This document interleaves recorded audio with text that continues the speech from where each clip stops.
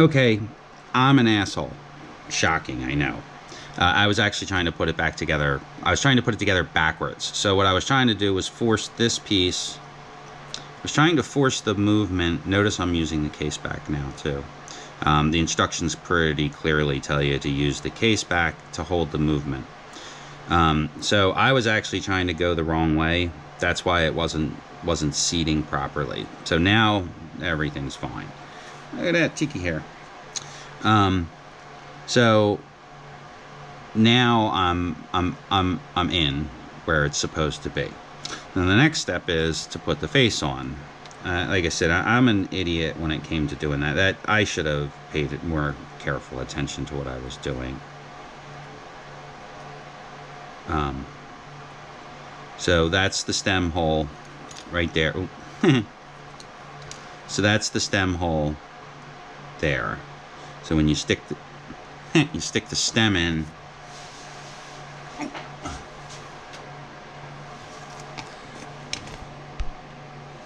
so when you put the stem in, it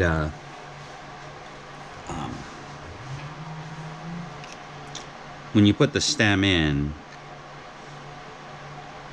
it aligns with that slit there. So the other thing is, so there's this hole there and a hole there.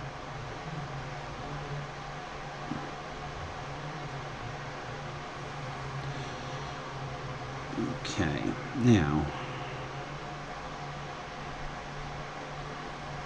I'm gonna get my magnifying glass back out again, and I'm gonna turn the video on just because. The straighter they are, the easier the installation will be. When installing the dial, align the crown and stem to 3 o'clock, and remember the position of the 2 pins. Try to install it onto the movement.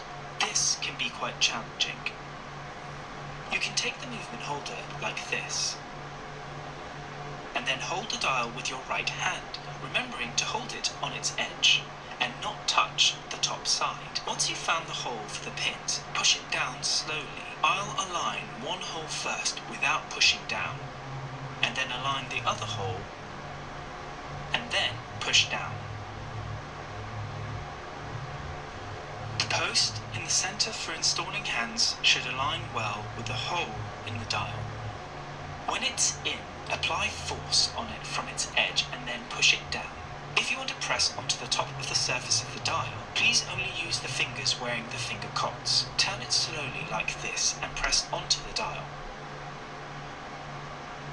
When it's tightly in, you'll see the gap between the dial and the movement holder is very small. It should be smaller than 0.5 to 1 millimeter. A bit of a gap is not a problem, but make sure the movement is securely installed in the movement holder. This step is now finished. Let's first put the case back on and prepare to install the hands.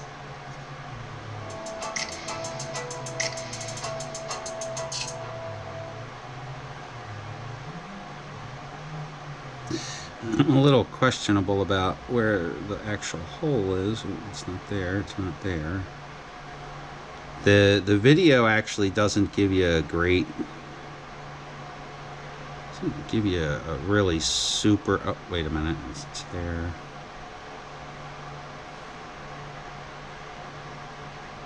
Actually, I think it goes there.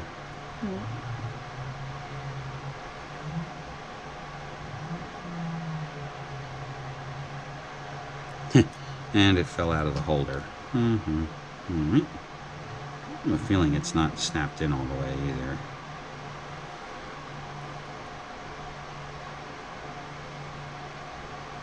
And that's where it wants to be. I had a little moment of holy crap a minute ago when I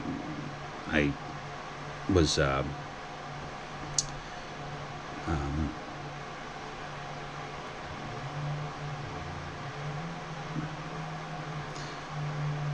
it's so funny. I'm having one of those weird moments, right? It's like, if you're old enough to remember, there was a movie that came out in the 1980s. It was called Neighbors, and it starred John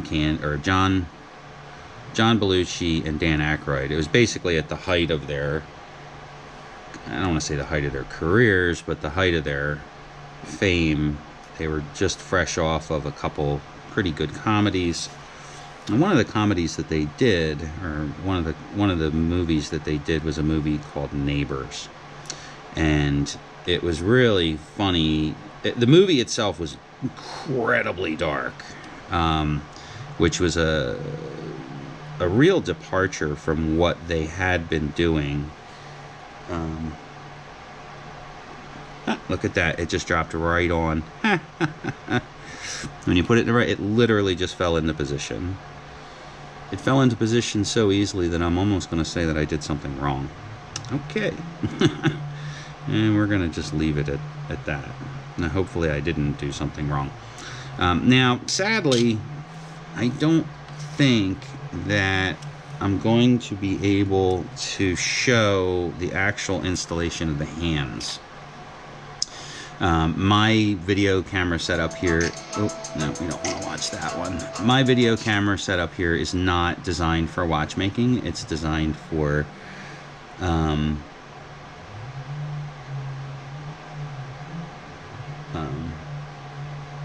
my video setup is for much larger stuff.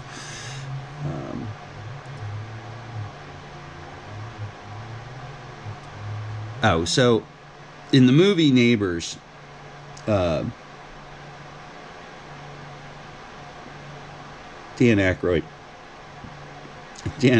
and John Belushi they're and not to be mistaken with the one with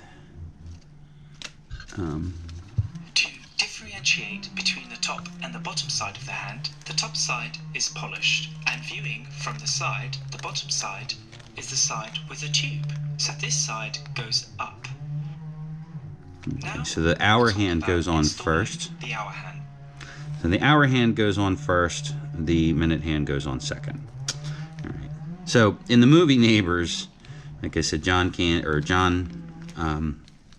Belushi and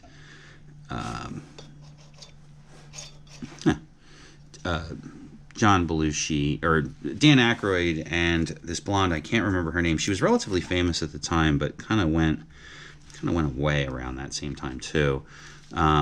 She move in, and they're weird for the 1970s. Belushi plays the straight, and here's the kicker of the movie is Belushi, who had always played the comic relief in that duo. He plays the straight man, and Aykroyd plays the comic part. I guess the movie is really, really, really weird. But there's a scene in the movie where Belushi's cheating on his wife with the neighbor, and he's trying to because the whole time all he has wanted to do is bang the neighbor. So he's in the process of trying to bang the neighbor, and Aykroyd is flying a remote control airplane, and it's proving to be very distracting to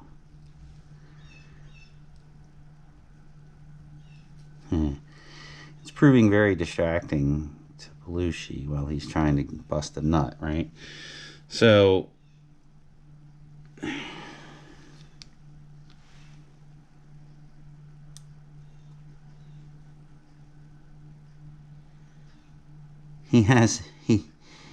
he basically starts, I don't want to say wishing death, but he's like, man, I really wish that would stop. I really wish that would stop. I really wish that would stop. And then like 2 or 3 minutes later, it stops. Well, it stopped because Aykroyd in the movie flew the airplane into his chest and caused serious damage to himself. Now, the reason I'm talking about it is not that I'm wishing that something bad happens to the neighbor, but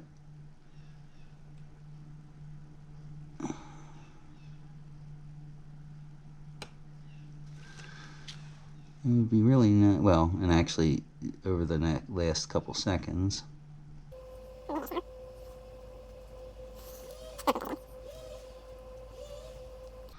And I can't complain because I make a shitload of noise myself.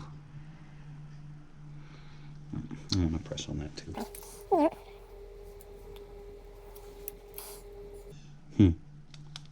Just going to move the movement.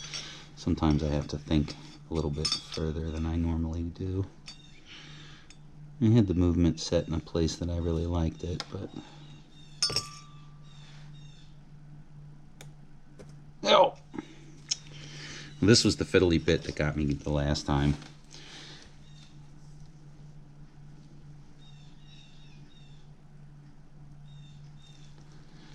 These hands, I mean, literally are, you know, they're like hairs. You don't realize how small watch stuff is until you start futzing with watch stuff, to be honest. But then again, if you're a normal person, you realize that watch stuff is tiny, so...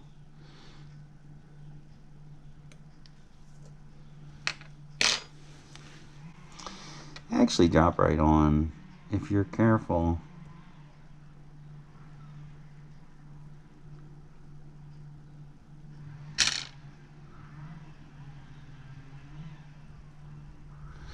Now, I'm going to check to make sure that they're not hitting each other, which they are.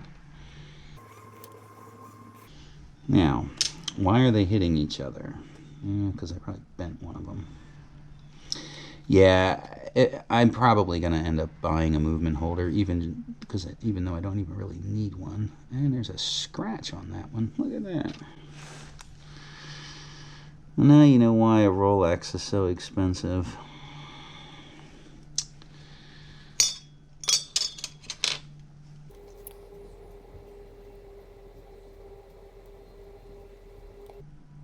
There we go. Straighten that right out. And the hands are nice and level. So, looks like we're pretty good to go there. Alright, now I'm going to take a little bit of this stuff here.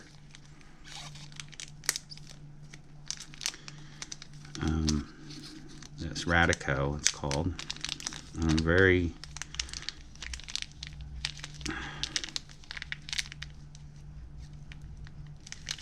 Doesn't want to come out of the bag now.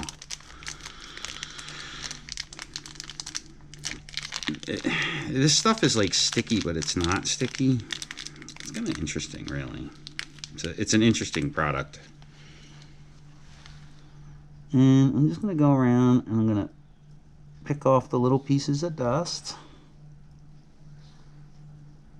Because there's nothing more irritating than dust on a watch face.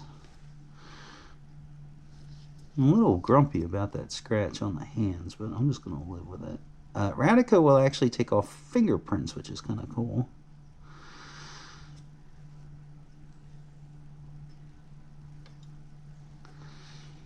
Alright, now I'm a little worried actually that the hands are going to fall off, that the face is going to fall off when I flip it over and drop it into the casing.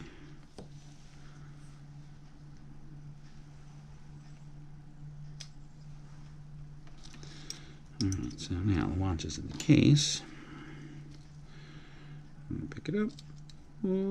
It will should want to, by its very nature, go into position without a whole lot of hullabaloo.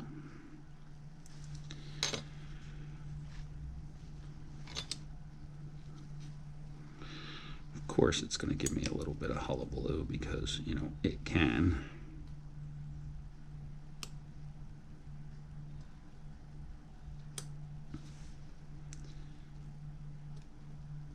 There we go. Now, the watch is now, the case, it's now pressed into the case there. The stem's aligned.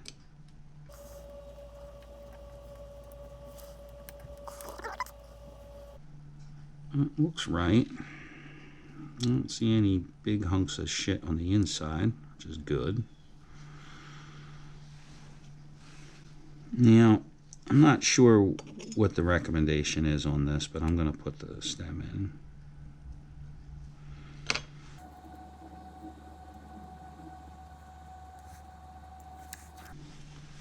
Yeah, I find it really actually kind of funny that whatever way I tilt this thing, I'm just going to do something that I probably shouldn't, which is I'm just going to set this little... I did this the other day. I just taped the damn rotor down on my other watch. I don't know if you have to push this button to get the stem to go in or not. Let's... I'm going to go back a page here. Installing the case and other parts.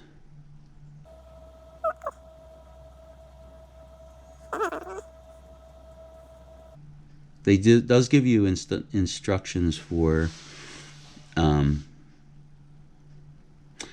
aligning the movement and stem.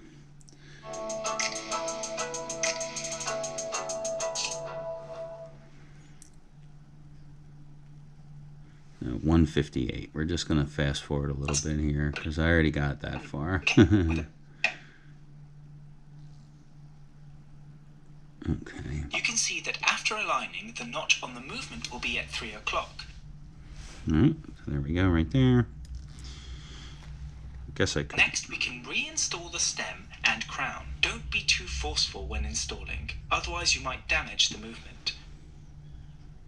Slowly push it in while turning it. If it is stuck, pull it out and try again. If it is really stuck and cannot be installed, it could be due to a few reasons. One of them is what we have mentioned. The movement is not exactly aligned. That is, this notch is not aligned to 3 o'clock. Another reason is the movement is not completely installed. If so, I'll press onto the white movement holder. Push the whole movement down. Next, try to install the stem and crown. If everything is properly aligned, it can be turned and pushed in without much force. You will feel a click. If it is secure in the winding position and can adjust time when pulled out, it is installed properly. Before closing the case back, we need to check again for dust and stains on the dial and the hand. Yeah, I guess something must not be totally lined up because I'm having to apply it a tad bit more force than I'd like to. But then again, to be totally honest, everything that I've done on this, with a few exceptions, has required slightly more force than I was willing to do. When I was a kid, I took apart a pocket watch, and yeah, you know, like when you're a kid, that pocket watch is still... Actually, I think I just flung it in the trash when I was little. It was a gift, kind of a gift from my grandmother's live-in boyfriend, kind of drunk, that she used to live with. One of those people that's just not missed.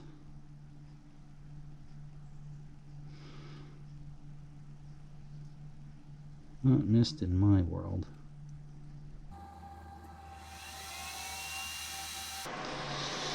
Yeah, for some reason, it's not totally lined up, and I don't know why. It looks lined up.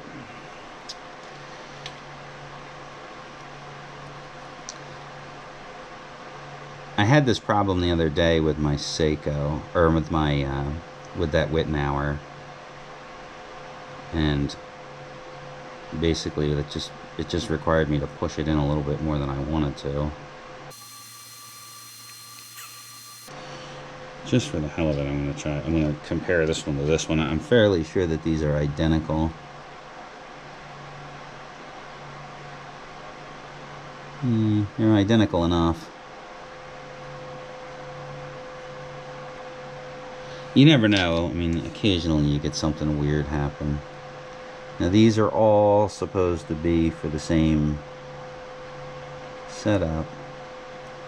Now this one is a little bit different, but that's because this is a test one.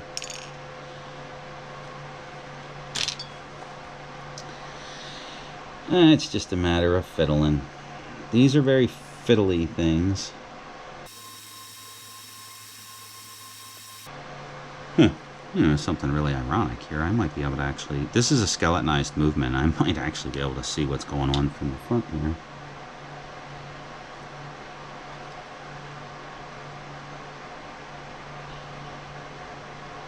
The whole reason I bought this watch, or this one, is because you can see all the little gizmos Alright, so let's do it.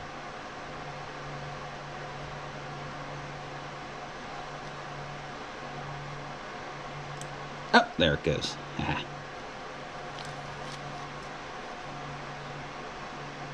Just needed a little fiddling. Uh-oh. I may have spoke too soon there. Whoops. Oh yeah, we fucked something up.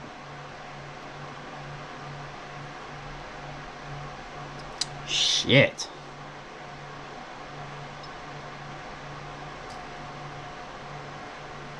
Broke something.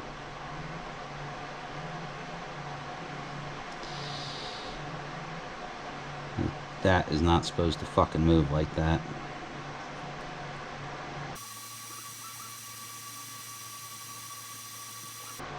Son of a bitch.